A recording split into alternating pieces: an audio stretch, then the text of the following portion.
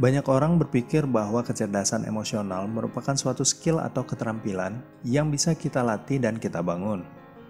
Nick Wignall, seorang psikolog dari Amerika menyatakan bahwa kebanyakan orang terlihat tidak memiliki kecerdasan emosional, seperti mereka menyalahkan orang lain atas masalah mereka.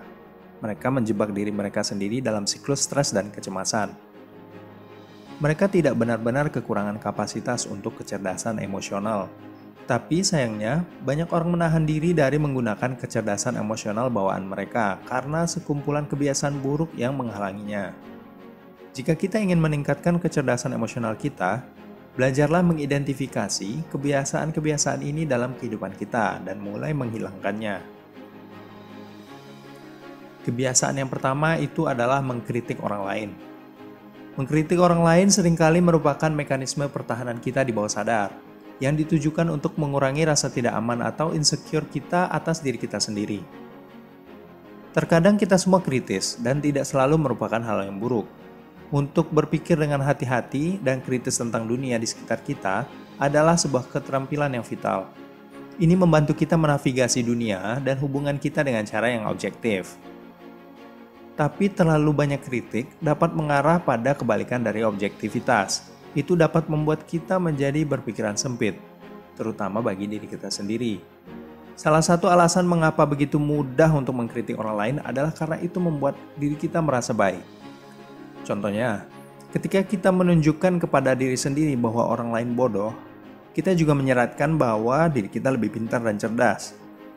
Atau ketika kita diam-diam tertawa pada diri sendiri tentang betapa noraknya seseorang, sebenarnya kita mengatakan pada diri sendiri betapa tingginya selera kita. Supaya apa? Supaya kita merasa lebih baik. Kritik yang bermanfaat adalah tentang membuat dunia lebih baik. Kritik yang tidak membantu adalah kritik yang membuat kita merasa lebih baik. Mungkin untuk sementara dapat membuat kita merasa baik tentang diri kita, tapi tidak untuk jangka panjang. Pahami bahwa kritik terhadap orang lain adalah buang-buang waktu dan tenaga saja. Yang kedua, terlalu khawatir tentang masa depan. Terlalu khawatir tentang masa depan berarti hidup dalam penyangkalan atas sifat masa depan yang secara mendasar adalah tidak pasti. Sebagai manusia kita menginginkan keteraturan dan kepastian, dan kita termotivasi untuk mengurangi ketidakpastian itu. Beberapa dari kita mengambil langkah-langkah yang wajar, tapi sebagian yang lain menjadi sangat ketakutan dan beranggapan bahwa kita dapat dan harus menghilangkannya sama sekali. Dan itulah apa yang dilakukan si pengidap khawatir tingkat kronis ini. Mereka begitu takut dan sangat tidak mau hidup dengan ketidakpastian. Sehingga mereka menipu diri sendiri dan berpikir bahwa mereka dapat membuat masa depan lebih pasti, yaitu dengan memikirkannya secara terus-menerus. Padahal, hanya karena kita memikirkan suatu masalah, bukan berarti kita memikirkannya secara produktif. Orang-orang yang cerdas secara emosional paham bahwa kehidupan pada dasarnya tidak pasti. Dan mereka mengerti bahwa lebih baik menghadapi kenyataan ini dengan mata jernih daripada hidup menyangkal akan hal itu. Karena kita berhenti mengukung diri sendiri dengan semua stres dan kekhawatiran, kita akan menyadari betapa banyak energi dan antusiasme yang sebenarnya ada dalam diri kita. Ketika kita berhenti memaksa dunia untuk menjadi seperti apa yang kita inginkan esok hari, akan jauh lebih mudah untuk bekerja dengan dunia yang kita miliki hari ini. Yang ketiga, kebanyakan merenung akan masa lalu. Ketika kita melakukan kesalahan di masa lalu, kita secara alami akan merasa menyesal. Tapi terus-menerus merenungkan kesalahan di masa lalu adalah upaya kendali yang salah arah. Kata-katanya biasanya gini nih, coba aja kalau waktu itu gini, pasti nggak gini. Ini nih kata-kata yang sering di benak orang dengan kebiasaan ini. Mereka seringkali dan terus-menerus merenungi kejadian di masa lalu. Karena secara singkat dapat memberi mereka perasaan memegang kendali yang membuat mereka teralihkan dari perasaan tidak berdaya pada saat ini. Pada kenyataannya, sebanyak apapun kita merenungi masa lalu, tidak akan mengubah apa yang telah terjadi. Orang-orang yang cerdas secara emosional tidak hanya mengerti, tapi juga menerima fakta kehidupan yang sulit ini. Supaya tidak terjebak di masa lalu, kita harus menerima masa lalu itu apa adanya.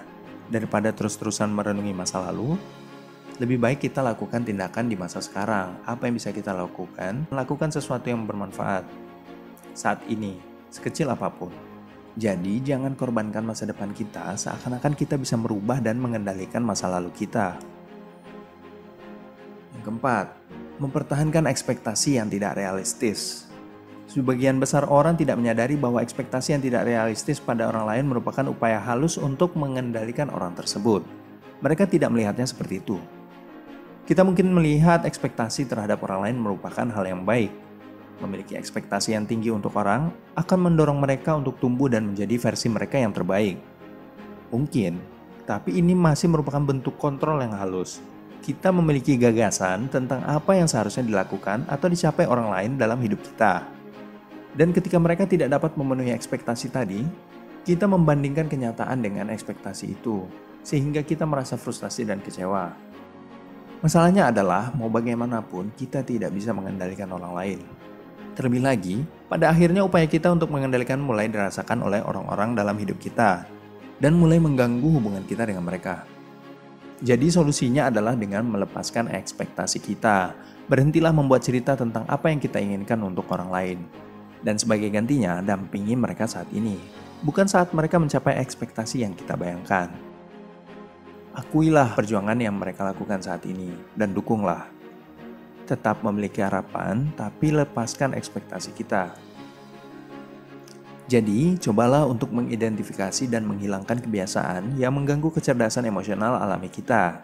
Berhentilah mengkritik orang lain, berhenti terlalu mengkhawatirkan masa depan, berhenti terjebak di masa lalu, dan berhenti berharap terlalu banyak dari orang lain. Terima kasih telah menonton video ini. Jika video ini dirasa bermanfaat, silahkan di-share ke teman-teman kamu ya. Jangan lupa di-like dan subscribe. Sampai jumpa di video kita yang berikutnya.